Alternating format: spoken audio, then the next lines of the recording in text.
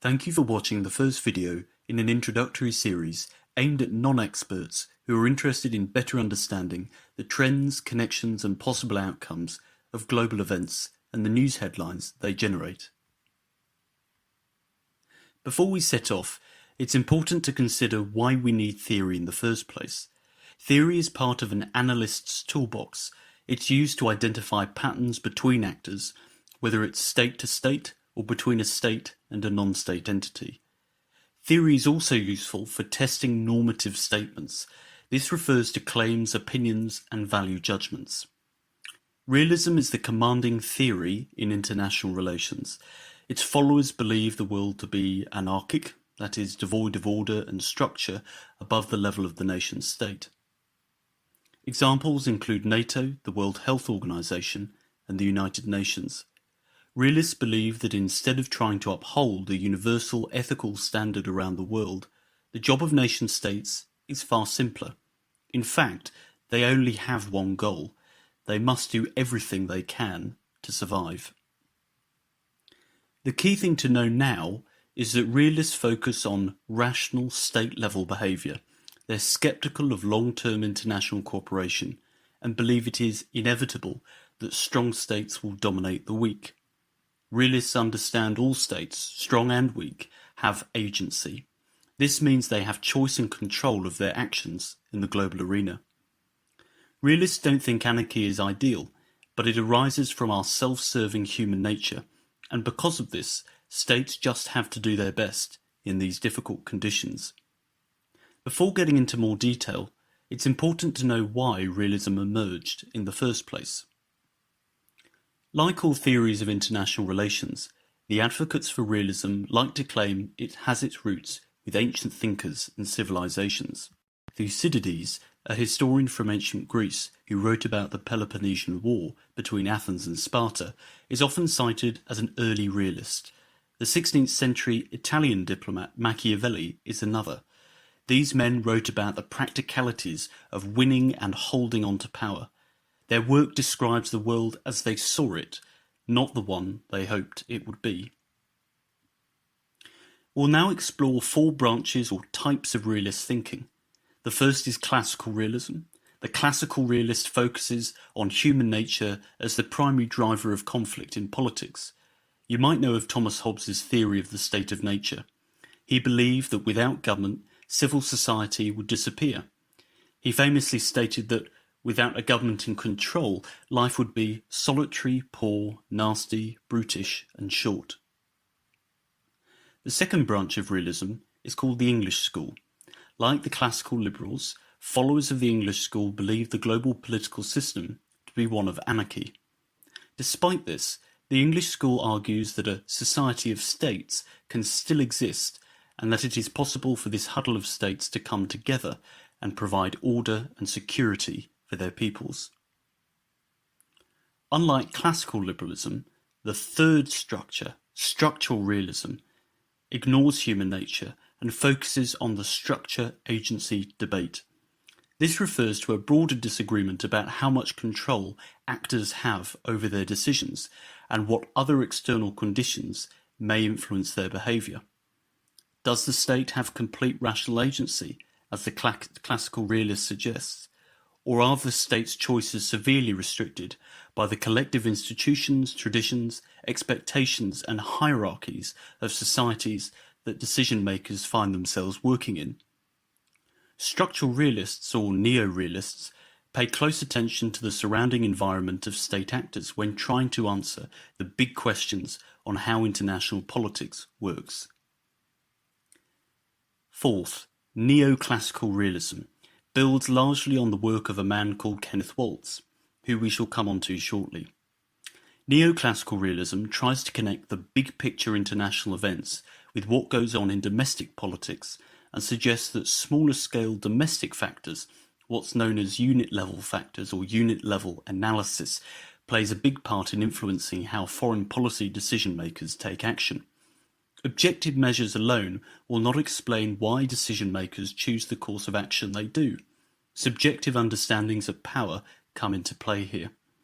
How presidents and prime ministers view their own country's position is as important in explaining foreign policy choices as hard data such as economic growth, troop numbers, and levels of migration.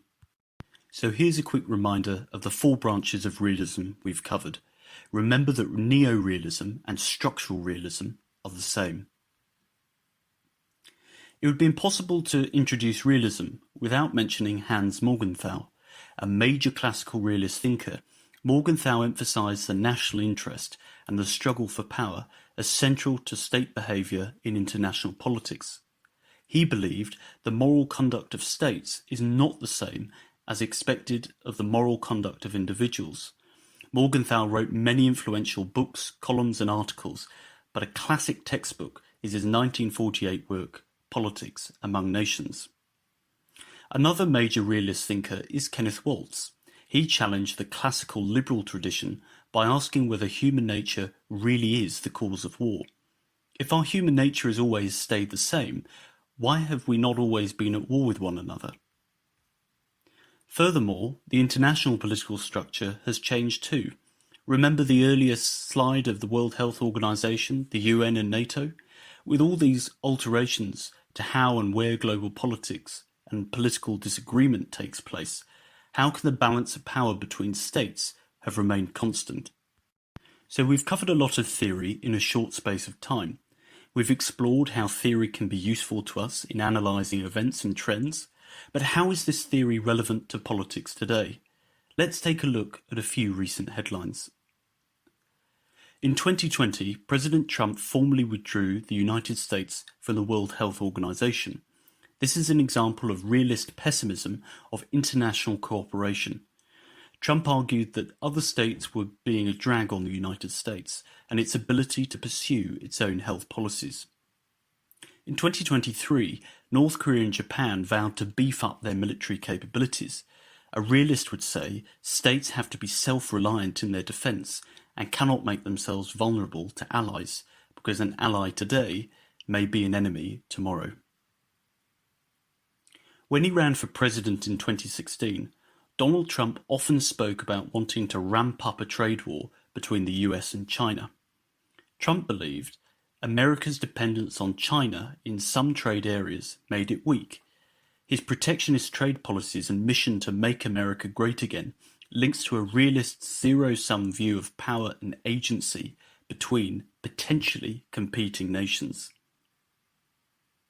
When states like North Korea and Japan increase their military capability, this can create a problem called the security dilemma.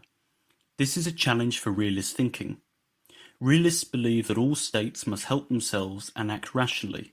When State A feels threatened by State B, State A stockpiles weapons. Following this, State C feels threatened by the fact that 2 of its neighbours, State A and State B, have both increased their resources. State C feels compelled to do the same. Overall, nobody feels safe and a lot of money is suddenly going into defence budgets. You can see how the situation can spiral out of control. A good example of this spiral is the nuclear arms race between the United States and the Soviet Union during the second half of the 20th century. See that upwards red line? Although the war remained a cold one, the tensions and risks remained high for decades.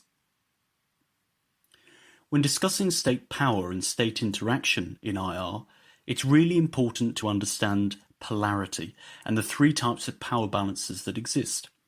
The first is hegemony. This is when a single state is dominant in the international system. A good example is the United States at the end of the Cold War. Bipolarity occurs when 2 states are dominant. This could be the US and the Soviet Union throughout the Cold War, or even the US and China today. Multipolarity is the name given to an international system where there are many different powerful states.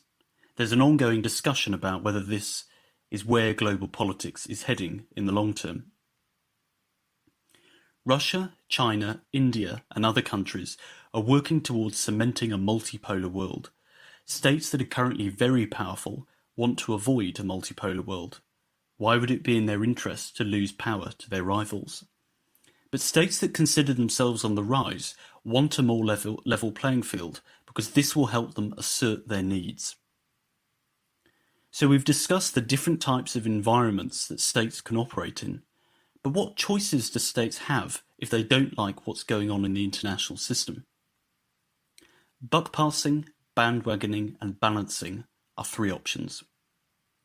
In buckpassing, states can pair up with stronger states and let them pay the costs. In bandwagoning, states can side with stronger states and avoid having to balance them in the first place.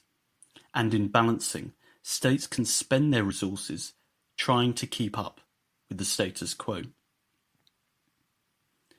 But what's the overall objective? How much power is enough for states and their leaders? Realist thinkers do not agree on how much power states should try and accumulate for themselves in an anarchic international system. Offensive realism asserts that states should try and accumulate as much power as they possibly can, while defensive realism makes clear that states should only accumulate enough power as necessary to survive. The existence of these two approaches tells us the balance is extremely difficult to strike. So what have we covered so far? In this short session, we've explored the uses of theory. We've covered the basic concepts of the rational state actor as the main unit of analysis in realism. We've defined classical realism, the English school, structural realism, and neoclassical realism.